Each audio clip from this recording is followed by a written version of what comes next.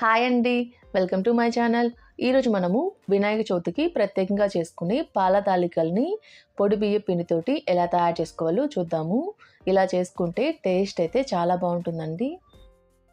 ఇప్పుడు ఒక mixing bowl తీసుకొని ఇందులో 1 కప్పు పొడి బియ్య పిండి వేసుకుంటున్నాను. ఇలా వేసుకొని ఇందులోని తురుముకున్న బెల్లాన్ని 1 టేబుల్ స్పూన్ వేసుకుంటున్నాను. ఇందులోని ఒక చిటికెడు ఉప్పు కూడా వేసుకొని మొత్తాన్ని కలిసే విధంగా ఓసారి కలుపుకోవాలి. ఇలా పిండి మొత్తాన్ని కలిసే విధంగా కలుపుకున్న తర్వాత దీన్ని పక్కన ఉంచుకోండి. ఇక్కడ నేను 1 పావు కప్పు సగ్గుబియ్యం తీసుకొని శుభ్రంగా కడిగి నీళ్లు పోసుకొని పక్కన పెట్టుకుంటున్నాను. స్టవ్ ఆన్ చేసి ఒక గిన్నె పెట్టుకొని ఇందులో 1 కప్పు వరకు తురుముకున్న బెల్లాన్ని వేసుకుంటున్నాను. ఇలా వేసుకొని ఇందులోని 1 అరకప్పు నీళ్లు కూడా పోసుకొని మొత్తాన్ని కలుపుతూ బెల్లాన్ని కరిగించుకోవాలి. ఇలా కలుపుతూ మీడియం ఫ్లేమ్ మీద బెల్లం బాగా కరిగేంత వరకు కరిగించుకోవాలి. ఇలా కరిగిన తర్వాత మరొక 2 నిమిషాల పాటు ఉడికించుకుంటే ఇది కొంచెం సిరప్ అనేది చిక్కబడుతుందండి. చేత్తో పట్టుకుంటే కొంచెం జిగురుగా ఉండాలండి. ఇప్పుడు స్టవ్ ఆఫ్ చేసి దీన్ని పూర్తిగా చల్లారనివ్వండి. ఇప్పుడు స్టవ్ ఆన్ చేసి ఒక మందపాటి గిన్నె పెట్టుకోవాలి. ఇందులో 3 కప్పులు నీళ్లు పోసుకుంటున్నాను. ఇలా పోసుకొని నీళ్లు బాగా మరిగించుకోవాలి. ఇలా మరిగించుకున్న నీటిలో మనం ముందే కడిగి పెట్టుకున్న సగ్గుబియ్యాన్ని వేసుకుంటున్నాను.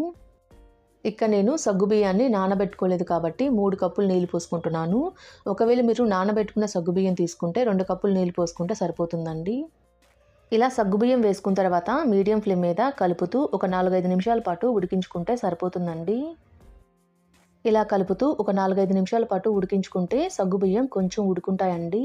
ఇప్పుడు స్టవ్ ఆఫ్ చేసి మనం ముందే కలిపి పెట్టుకున్న పిండిలో ఈ సగ్గుబియ్యం వాటర్ని కొంచెం కొంచెంగా వేసుకుంటూ పిండి మొత్తాన్ని కలుపుకోవాలి.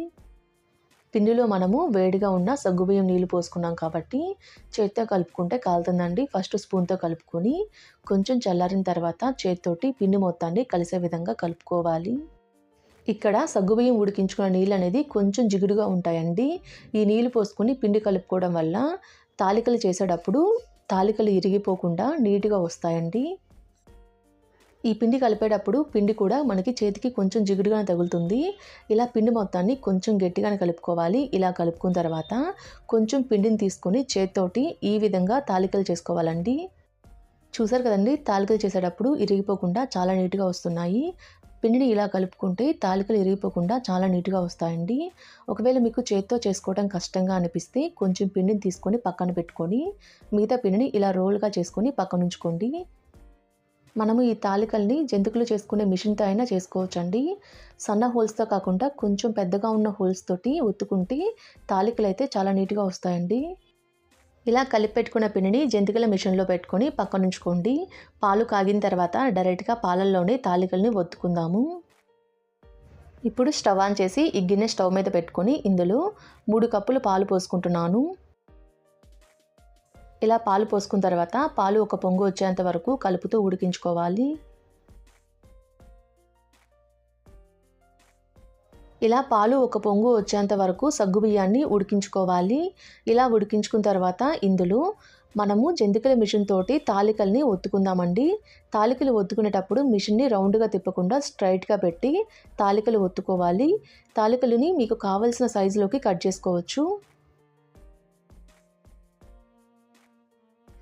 ఇలా కొన్ని తాలికలు వేసుకున్న తర్వాత ఒక 2 నిమిషాల పాటు ఉడకనివ్వండి. తర్వాత మిగతా వాటిని ఒత్తుకుంటే అవి అతుక్కోకుండా నీట్గా ఉడుకుతాయండి. ఇలా తాలికలన్నీ ఒత్తుకున్న తర్వాత వెంటనే కదిలించకుండా ఒక 2 నిమిషాల పాటు ఉడకనివ్వండి. తర్వాత చిన్నగా కలుపుతూ ఒక సైడ్ నుంచి అడుగనేది అంటుకోకుండా మధ్య మధ్యలో కలుపుతూ ఉడికించుకోవాలి. ఇక్కడ నేను మీకు చూపిస్తానండి. తాలికలు అయితే ఇరిగిపోకుండా చాలా నీట్గా ఉడుకుతున్నాయి.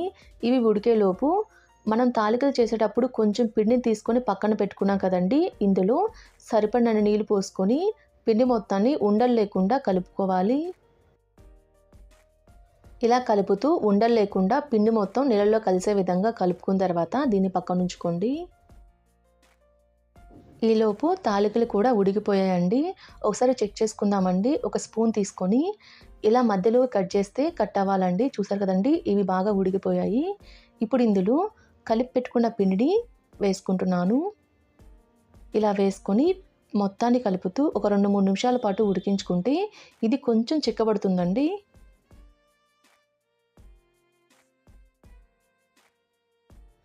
ఇలా స్లోగా కలుపుతూ ఇది కొంచెం చిక్కబడేంత వరకు ఉడికించుకోవాలి. ఇలా ఉడికించుకున్న తర్వాత స్టవ్ ఆఫ్ చేసి ఇందులో 1 టేబుల్ స్పూన్ యాలకుల పౌడర్ వేసుకుంటున్నాను. ఇందులోని మనం ముందుగా కరిగించుకొని పెట్టుకున్న బెల్లం సిరప్‌ను కూడా వేసుకుంటున్నాను. ఇలా వేసుకొని మొత్తాన్ని కలిసే విధంగా ఓసారి కలుపుకోవాలి. బెల్లం సిరప్ పూర్తిగా చల్లారిన తర్వాత మాత్రమే వేసుకోవాలండి. లేకపోతే పాలు విరిగిపోతాయి. ఇలా మొత్తం కలిసే విధంగా కలుపుకున్న తర్వాత దీన్ని పక్కనుంచుకోండి. ఇప్పుడు స్టవ్ ఆన్ చేసి ఒక చిన్న ప్యాన్ పెట్టుకొని ఇందులో 1 టేబుల్ స్పూన్ నెయ్యిని వేడి చేసుకోవాలి. నెయ్యి వేడైన తర్వాత ఇందులో సన్నగా కట్ చేసుకున్న ఎండు కొబ్బరి ముక్కలను వేసుకుంటున్నాను. ఇలా వేసుకొని ఇందులోని కొన్ని జీడిపప్పును కూడా వేసుకొని 1 నిమిషం పాటు ఫ్రై చేసుకోవాలి.